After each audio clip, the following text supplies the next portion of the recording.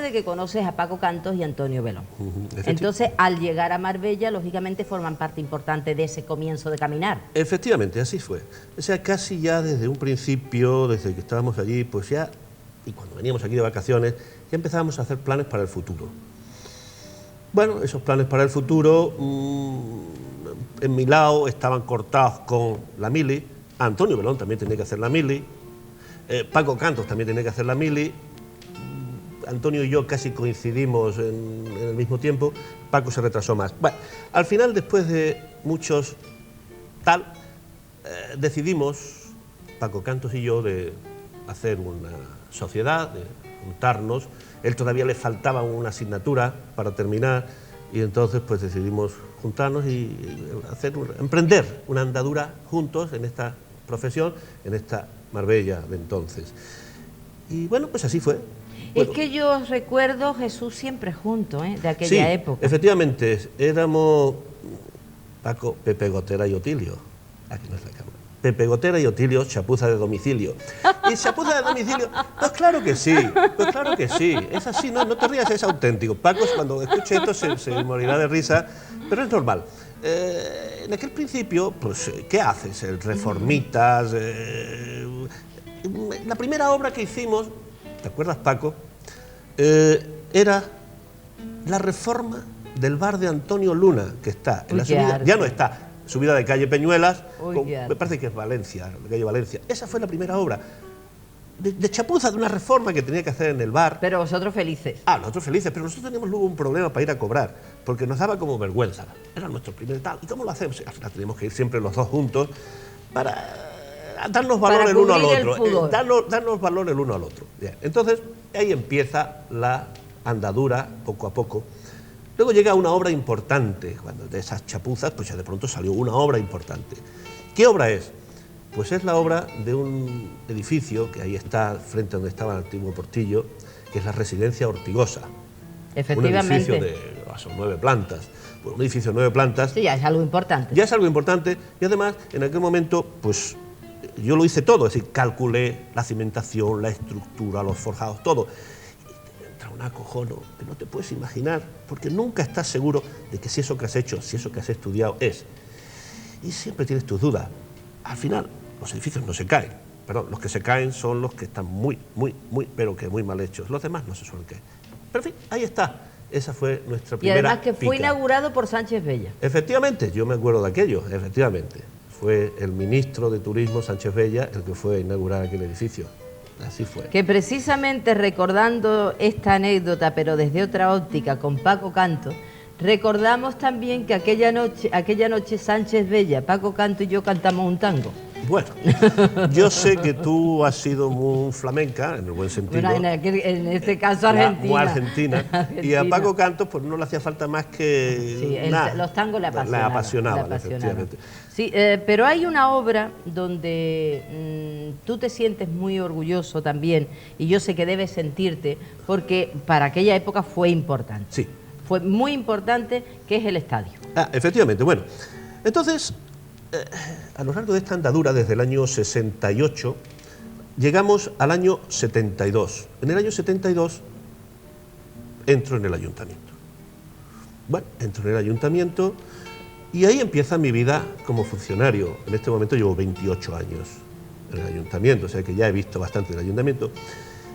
Y tengo la suerte, digo tengo la suerte porque en aquel momento nos repartíamos las obras entre todos, y de que me toca la obra del Estadio de Marbella. Estadio que quiero contar, porque es auténtico. Su primer nombre se llamaba Estadio Utrera Molina. ¿Cómo fue financiado el estadio? Bueno, efectivamente. Yo recuerdo que en aquel entonces era concejal de deportes José Luis Cueva.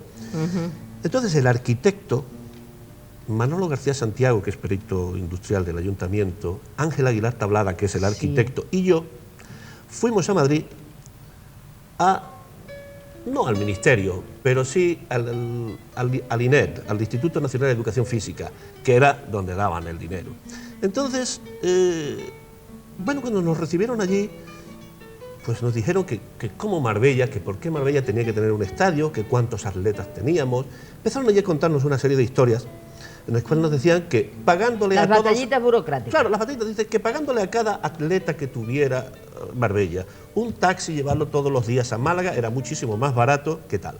Pero de todas formas al final dijo, pero mire, no se preocupen, ustedes tienen un padrino que es don José Utrera Molina, que en ese tiempo era secretario general del movimiento, dice, y ha ordenado que se le dé ese dinero a Marbella y que se haga el estadio de Marbella, contra todos nuestros informes, no desfavorables, pero como que no óptimos. Y entonces, ahí empezó la andadura, ahí empezó el estadio, y de ahí el nombre, o sea que la gente de Marbella, aunque la política haya hecho cambiar el nombre, debe recordar que si Marbella tiene un estadio, se debe a Utrera Molina. A Utrera Molina, exclusivamente. Sí, exactamente. Política esa parte. Entonces, ¿ese estadio qué tiene? Pues mira, yo creo recordar que no se colocó una primera piedra de ese estadio, pero nosotros, el arquitecto, Paco Cantos, yo y la constructora, hicimos una ceremonia privada que fue meter dentro de una botella de cristal pues lo que se hace dentro de las primeras piedras, meter periódico del día, meter unas monedas y demás, y la echamos en la cimentación del primer muro de contención que se hizo en el estadio, para que ahí quede por si algún día se demuele, no hay aluminosis, no creo que se vaya a demoler de momento, y ahí está por si algún día aparece y dice, mira qué tesoro, encontraron aquí una botella con un mensaje dentro. ¿Y qué tiene ese estadio? Bueno, pues el día de la inauguración, el miedo que teníamos, pues tanto el arquitecto como los aparejadores, porque tú no te puedes imaginar lo que es cuando un estadio está lleno de gente, por primera vez que tú eres el responsable, y la gente empieza a saltar y a mover aquello y dice, esto se moverá. Tiene que dar caerá. Pánico. Lo da. La responsabilidad te lo digo, misma, lo da. Sí, efectivamente. En ese estadio, lógicamente, hubo que hacer pruebas de carga, una serie de ensayos muy buenos antes de... Pero con todo, y a pesar de que todo es favorable, da miedo, de verdad, te lo juro. El partido, la camisa no nos llegaba al cuerpo. Sí, sí. Cuando el partido termina y se va todo el mundo, pues nos felicitamos en la puerta de, joder, que esto no se ha caído. Bueno, no se tenía que caer, pero no se ha caído. Y sobre todo teniendo en cuenta porque estabais muy al principio de vuestra carrera. Entonces es la falta de experiencia. Pero te quiero decir algo. Hace un año estuvimos visitando, otros técnicos del ayuntamiento y yo, la obra de ese famoso puente de Río Verde, de la autopista. Y nos llevó el ingeniero a ver la obra. Y la sensación que tú tienes cuando tú estás en ese puente, bueno, te ponen un casco, allí no hay barandilla, hay 80 metros que te cae, debería ser lo del el inspector Gadget, que debías de tener un helicóptero o un paracaídas en el casco, porque yo decía, el casco a esta altura no sirve para nada. Pero cuando empiezan a entrar esos bolquetes enormes de transporte y empieza el puente a vibrar, te digo de verdad, con ya tantos años de experiencia, a mí se me encogían los dedos de los pies. Sí. Y da miedo. Es la gran responsabilidad. Y da miedo ver que aquello se mueve. Que aquello se mueve como no te puedes imaginar. Cuando vas en un coche no lo notas porque el coche se va moviendo. Pero cuando estás parado allí, aquello se mueve.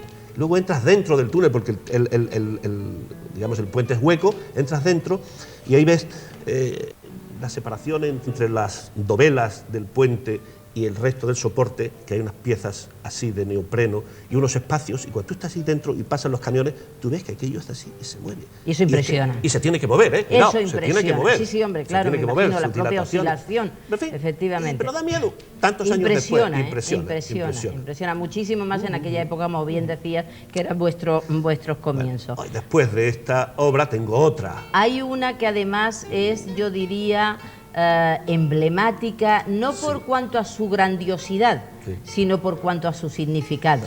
Efectivamente, y fue... y ahí sí tenemos fotos, precisamente, de cuando se están haciendo, sí. Pues a ver si la... No, pero no te preocupes. Estamos ahí. Ahí está, bueno, ahí está, exactamente. Bueno, esa es la construcción de la fuente de la Venus. La Venus que durante tantos años estuvo en los espigones, o en uno de los espigones de Marbella. Esa fuente, bueno, yo me dije que yo sabía dónde colocaba la fuente y que esa fuente no se la iba a llevar el mar por grandes temporales que vinieran. Y así fue. Sí, porque la pusiste ahí en el espigón. La pusimos en el espigón, fuera. Exactamente. Entonces yo iba, cuando había esos temporales de sur, que son los malos que vienen aquí a Marbella, yo me iba al paseo marítimo ahí a está, verla. mira, Ahí precisamente. está. Bueno, ahí se me ve ahí aquí un poquito a la derecha, que con unos deditos así como que estoy tratando de ayudar cuando la estaban bajando del camión para llevarla a su sitio. Estáis realmente abrazando a la Venus. A la Venus, efectivamente. Exactamente. Y eso sí que fue una obra fantástica, o por lo menos emblemática. Emblemática. Me gustó muchísimo el haber podido... Yo diseñé esa fuente con sus defectos, sus virtudes, que nadie le eche la culpa, sino a mí. Yo fui quien la hice, la diseñé, y fue García Santiago que le buscó la iluminación y demás. Muy bonita. Muy bonita y además muy emblemática. Y aguantó todos los temporales que vinieron. Exactamente, exactamente. Vamos a ir, digamos, comprimiendo un poco más para poder llegar a tu vida tan rica hasta el final. Sí. Sin que, quiere decir, haces un stand para Fitur. Sí. Te pido ahí que me seas muy... porque tenemos mucho. Vale, pues muy bien. No, una de las cosas que yo también hacía era ir a las exposiciones. Iba a montarle stands de exposiciones a las ferias que había en Sevilla y se me ofreció la oportunidad, estando José Luis Rodríguez de alcalde, junto con Juan Manuel González Badía y Enrique Vázquez, que éramos los feriantes, nunca mejor dicho lo de los feriantes, de ir a montar ese stand en Fitur, que con ayuda de Cándido Fernández Ledo, que nos ofreció, que nos dio, porque yo fui quien organizó qué es lo que había que llevar, una mesa de blackjack, una máquina tragaperras y unos muebles dorados, de esos que nos daba Rodolfo Dubarrich. Sí. Fue un stand que nadie esperaba, y ese nombre de Marbella en amarillo, allí en lo alto tal, y nos hizo que nos dieran un premio, el premio al mejor stand modular, es decir, que no habíamos hecho nada de construcción, sino que nos habíamos adaptado a los 4 perfiles metálicos. Y eso también. Yo quisiera que se retomara esa foto, porque me parece que esa es donde os entregan la medalla a los 25 años de aparejadores. Claro. Me parece que esa foto que hemos ahí tenido. está, exactamente. Sí, bueno, efectivamente, estoy diciendo, va pasando el tiempo, y aquí llegan los 25 años. Ahí detrás está de mí, un poquito a la izquierda, con su gafita, Antonio Belón, que también, lógicamente, como era compañero de promoción, sí, está también ahí llevando la historia. Que os dieron medalla de plata. Nos dieron la medalla de plata, 25 años. Yo no quisiera pasar de largo que verdaderamente tu boda, porque tú tienes una hija maravillosa, y entonces yo tengo que decir que, bueno, sé muy bien que tienes una hija fruto del amor auténtico. Efectivamente, exactamente. Así es. Entonces, tú te casas, porque no hemos, no es que no vamos a saltar esa parte de tu vida privada. No, al contrario. Y ahí hay una foto precisamente que ¿dónde es? Eso es en Ibiza, donde normalmente nos íbamos de vacaciones. Yo huía del bullicio de Marbella, pero entraba en el bullicio de Ibiza, pero que era fantástico y maravilloso. Yo me casé en 1972, en diciembre, justo cuando yo en febrero había entrado en el ayuntamiento, es decir, yo ya tenía un sueldecito fijo, con lo cual yo ya casi decía podía mantener una familia. Bueno, eso es una foto donde se ve a mi hija, pequeñita, ahí que hacía como baile de ballet, en el chalet que teníamos en la Huerta Belón. Y bueno, pues esa... Sí, porque el edificio aquel de atrás es el Rocío. El Rocío, efectivamente. El edificio es el Rocío. Exactamente. Tu hija, estudia... Sí. Quisiera que me contaras algo de ella, porque también en realidad los programas van dedicados a los padres y a los hijos. A los hijos, muy bien, exactamente. O sea, mi mujer fallece hace 7 años y bueno, pues... Estará en la gloria de Dios, evidentemente. Y la vida sigue. Y bueno, pues eso, mi hija sigue sus estudios, que estudió en el Colegio de las Chapas, y no sé si ahora pondréis una foto en la que tenemos una foto vemos el día en que le hacen la entrega de la beca o de la estola que dan en el colegio. Y muy buena estudiante, buenísima estudiante, mejor que el padre, y cuando termina eso, pues empieza a estudiar... Ahí está tu hija, precisamente. Ahí está, bueno, me parece que se ve al padre orgulloso de su hija. Efectivamente. Y ella orgullosa de su padre, se la nota en la foto ahí también. Está. Fantástico. Entonces, ya ella se marcha a Córdoba a estudiar veterinaria, y en este momento pues ya ha terminado su carrera, ya está trabajando, gracias a Dios, y la vida sigue.